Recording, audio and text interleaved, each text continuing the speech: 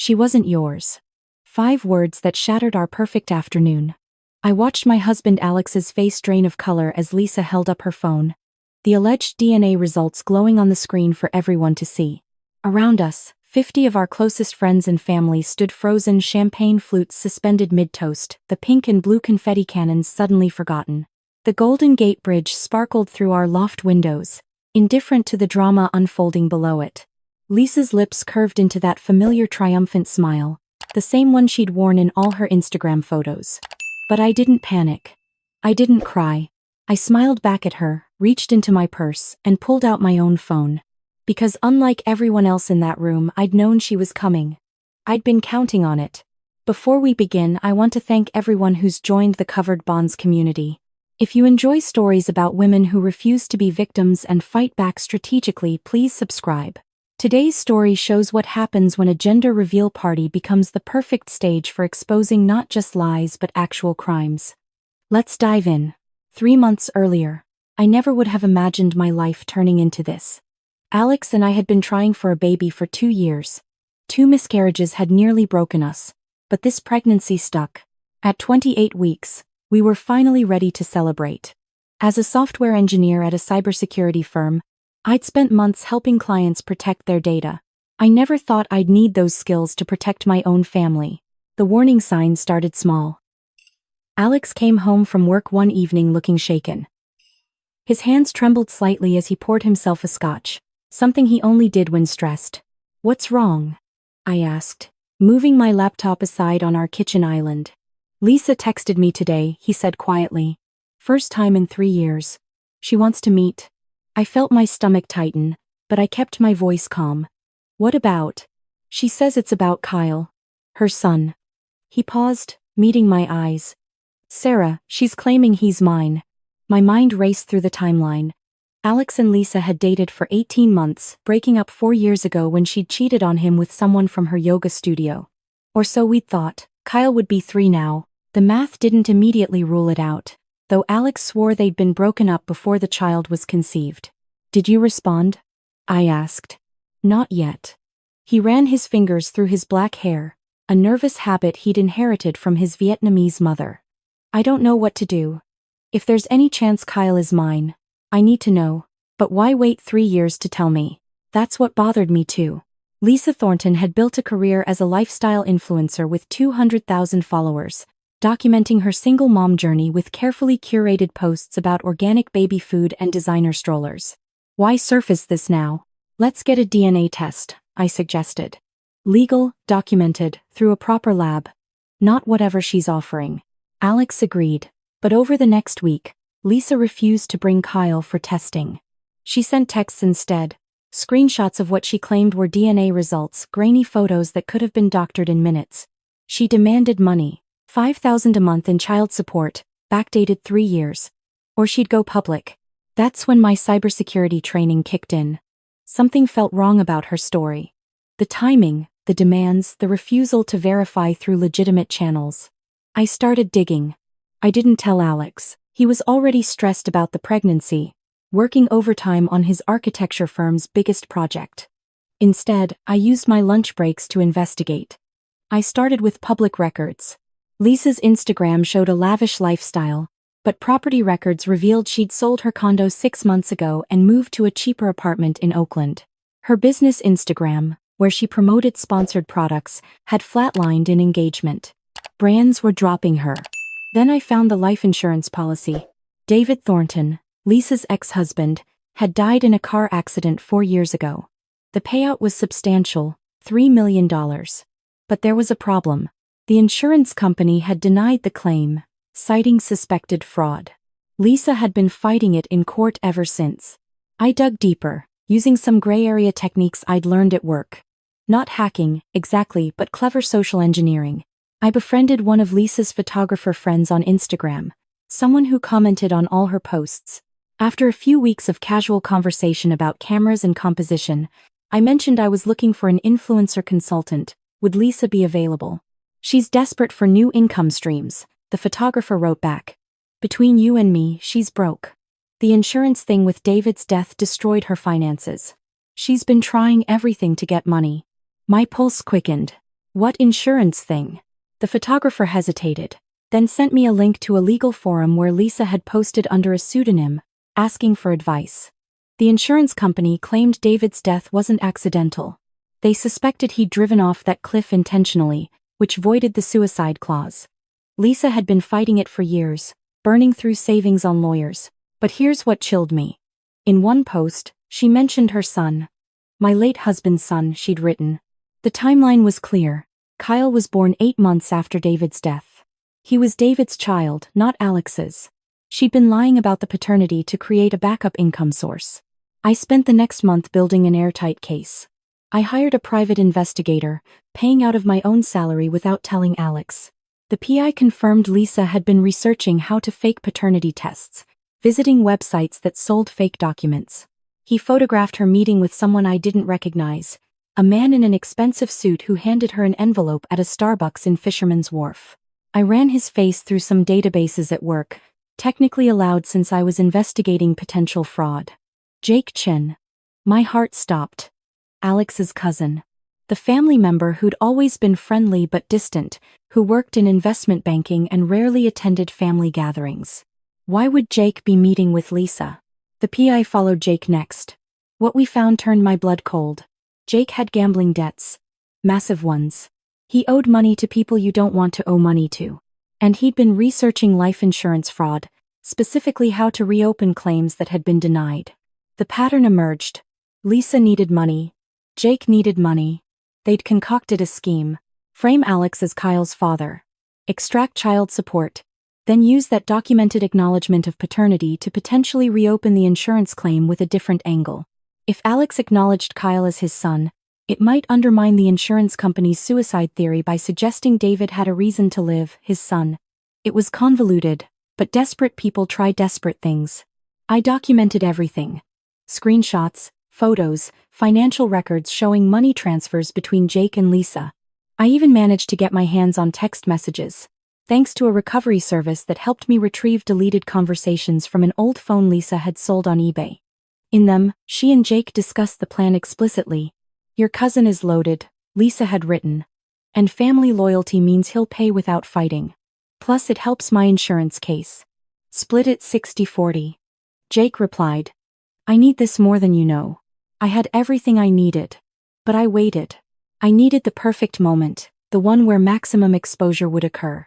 When Lisa texted Alex demanding a meeting, threatening to tell our families at our upcoming gender reveal party if we didn't comply, I saw my opportunity. Go ahead, I told Alex that night.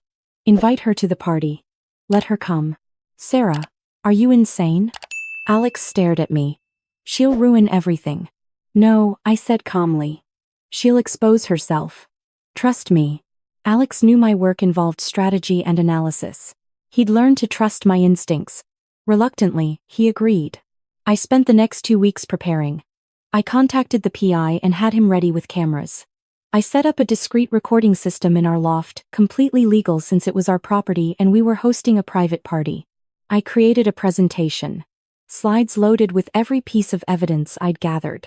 And I sent one final message to Jake, from an anonymous email, letting him know I knew everything. The morning of the party, Alex's mother Diana called. Her Vietnamese accent was thick with concern. Alex says Lisa is coming? Is this wise? Trust me, Mom, I said. Everything will be fine. Our loft filled with guests. Alex's architecture colleagues, my team from work, both our families. The pink and blue decorations looked perfect, the catering was set up, and the confetti cannons were ready. I'd even arranged to have the reveal live-streamed on Instagram. Something I told everyone was for out-of-town friends. Lisa's influencer ego wouldn't be able to resist crashing a live broadcast. She arrived exactly when I expected, 20 minutes into the party. She wore white, like she was the bride at someone else's wedding, and she had her phone out, already filming. Alex, she called across the room, her voice pitched to Carrie. We need to talk. Now. Before you celebrate this baby. The room went silent. I watched Alex's face, the confusion and dread. I watched Diana grab her husband Tom's arm. I watched Jake, standing near the bar, go pale. Lisa walked toward us, her phone held high, the Instagram live counter showing 2,000 viewers and climbing. Everyone should know the truth, she announced. Alex, you're already a father. Kyle is your son, and you've been ignoring him for 3 years. She held up her phone, showing what looked like DNA test results. The audience gasped. Alex reached for my hand, but I squeezed his reassuringly and stepped forward. You're absolutely right, I said clearly. Everyone should know the truth. Lisa's perfect influencer smile faltered. This wasn't the script she'd rehearsed. I wasn't supposed to agree. I pulled out my own phone and connected it to our TV screen. The Instagram Live was still running, capturing everything. Perfect. 3 months ago I began addressing the room and the thousands of viewers online. Lisa contacted my husband claiming her son was his. Naturally, I was concerned. So I did what I do for a living. I investigated. I pulled up the first slide. It showed Lisa's Instagram posts from 4 years ago, her wedding to David Thornton. Lisa was married when she was dating Alex. The timelines overlap. That's a lie. Lisa shouted, but her voice cracked. I showed the next slide. Kyle's birth announcement, with the date clearly visible. Kyle was born 8 months after David's death. The math doesn't work for Alex to be the father. They'd been broken up for over a year by then. The room erupted in whispers. I kept going.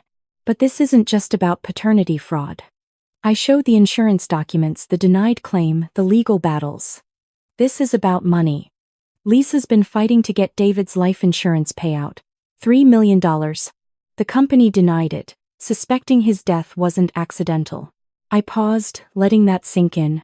She thought if she could establish that David had a son through Alex, someone he believed was his legacy, it might help prove David wouldn't have driven off that cliff intentionally. Plus, she needed immediate cash. Child support from a successful architect seemed like easy money. Lisa's phone was shaking now. The Instagram Live comments were exploding. I could see her follower count dropping in real time. You can't prove any of this, she screamed. I showed the text messages, the conversations with Jake. The room turned to look at Alex's cousin, who was already edging toward the door. Your cousin Jake helped plan this, I said to Alex, even though I was really talking to the room. He has gambling debts. They were going to split whatever they could extract from you. Alex's father Tom moved to block Jake's exit. The older man's face was thunderous. How did you get my messages? Lisa demanded. You sold your old phone on eBay 6 months ago. I bought it. Basic data recovery pulled everything. That's illegal, she shouted. Actually, no. Once you sell a device, you forfeit privacy rights to anything left on it. I would know. It's literally my job. I pulled up the final slide. Legal DNA test results, ones I'd arranged through the PI. He'd managed to get a sample from Kyle's hairbrush during a visit to Lisa's apartment, something that skirted ethical lines but was technically legal for paternity verification. I had these tested against a sample from David's family. His mother provided it willingly when I explained the situation. Kyle is David's son, not Alex's. The DNA is 99.9% conclusive. The room exploded. Diana burst into tears of relief. Tom was shouting at Jake in Vietnamese. Alex pulled me close, his whole body trembling. But Lisa wasn't done. She lunged for my phone, trying to stop the presentation. Alex stepped between us, and suddenly Tom was there too, and the PI I'd hired, who'd been posing as a waiter, stepped in to document everything. You destroyed my life. Lisa screamed at me. I have nothing. You destroyed your own life, I said quietly, surprisingly calm. I just documented it. There's a difference. Security, which I'd also arranged, escorted Lisa out. Jake tried to leave too, but Tom blocked him. You will face the family, the older man said. Now, over the next hour, with the party transformed into an intervention, everything came out. Jake admitted to the gambling debts, the desperation, the plan he and Lisa had hatched. He claimed he never thought it would work, that it was just a fantasy, but the texts proved otherwise. You betrayed your own cousin, Diana said, her voice breaking. For money? Jake couldn't meet anyone's eyes. Alex's hand found mine under the table. How long have you known? He whispered. 2 months, I admitted. I needed to be sure. I needed all the evidence. Why didn't you tell me? Because you were stressed about the baby. About work. I didn't want to add this until I could solve it. He pulled me closer. You solved it. You solved everything. Not everything, I said. We still have a gender reveal to do. The party slowly resumed, though with a completely different energy. People were still reeling, processing. Alex's family surrounded Jake, demanding answers, making calls to lawyers. The Instagram Live had ended, but not before 60,000 people had witnessed the confrontation. Lisa's influencer career was finished. Comments were already flooding in, brands dropping her, followers disappearing. When we finally popped the confetti cannon, revealing Pink, the cheer felt muted but genuine. A girl. We were having a daughter. Later that night, after everyone left, Alex and I sat on our balcony overlooking the bay. I can't believe you did all that, he said. The investigation, the planning, the perfect timing. I'm a cybersecurity analyst, I reminded him. Pattern recognition and strategic thinking are literally my job description. He laughed, but it was shaky. Lisa was lying the whole time. About Kyle, about everything. And Jake was helping her. I paused. Your family is going to need time to process this. My dad wants to press charges. Against both of them. Fraud, conspiracy, attempted extortion. The evidence is solid. Over the next weeks, the legal machinery ground into motion. Lisa was charged with multiple counts of fraud. The insurance company reopened their investigation with new evidence, ultimately ruling that David's death was indeed suspicious and denying the claim permanently. Jake faced charges related to the conspiracy and his role in the scheme. His banking career was over. But the aftermath wasn't all vindication and justice. I struggled with guilt. Had I been too ruthless? Too calculated? I'd exposed Lisa and Jake, but I'd also humiliated them publicly, destroyed their lives in front of thousands of people. One night, 3 weeks after the party, I found myself crying in our bathroom. Alex discovered me there, sitting on the floor. What's wrong? He asked, kneeling beside me. Did I go too far? I asked. The live stream, the public exposure. Maybe I should have just gone to the police quietly. Alex was quiet for a moment. Then you would have looked vindictive. This way, you defended yourself. There's a difference. But now Lisa has nothing. Her career is gone, her reputation destroyed. She tried to destroy our family, he reminded me gently. She tried to use an innocent child as a weapon. You stopped her. That's not going too far. That's justice. I wanted to believe him. But the doubt lingered. The real turning point came when I received an unexpected email. From Lisa. I'm in therapy, she wrote. Court-ordered, but also because I needed it. What I did was wrong. I was desperate and made terrible choices. You were right to expose me. I'm sorry for trying to destroy your family. Kyle deserves better than what I've been teaching him. I stared at that email for an hour before responding. Eventually, I wrote back. Kyle does deserve better. If you ever need help getting actual support, legitimate help, let me know, not money, but resources, connections to real assistance programs. Because this shouldn't be about revenge. It should be about making sure kids are protected. She never responded, but I like to think she read it. Our daughter Maya was born on a foggy San Francisco morning, 7 pounds and 6 ounces of perfect health. She had Alex's dark hair and my stubborn chin. When the nurse placed her in my arms, I felt the weight of everything that had led to this moment. Alex's family had been shaken by Jake's betrayal. Diana, in particular, struggled with the revelation that her nephew had been willing to hurt her son. But slowly, through family therapy and honest conversations, they began to heal. Tom admitted he'd always favored his own son over Jake, contributing to the younger man's resentment and poor choices.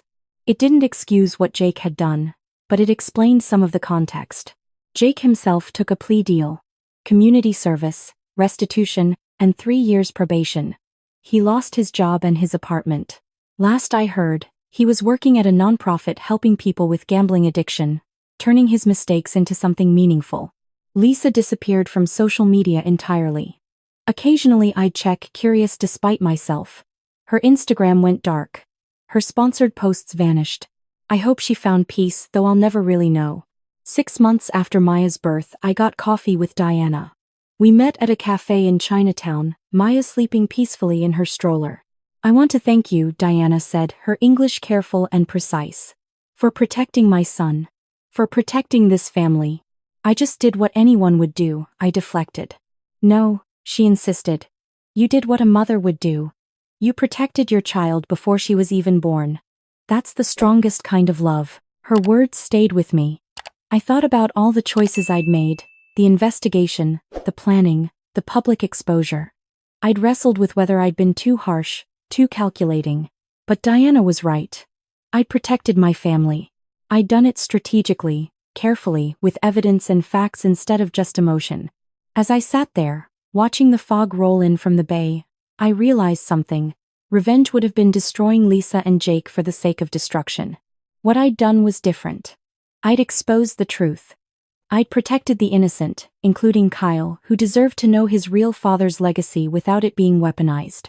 I'd defended my family's future. Maya stirred in her stroller, making soft baby noises. I looked down at her perfect face and felt something settle in my chest. Peace maybe. Or just acceptance. The truth is complicated.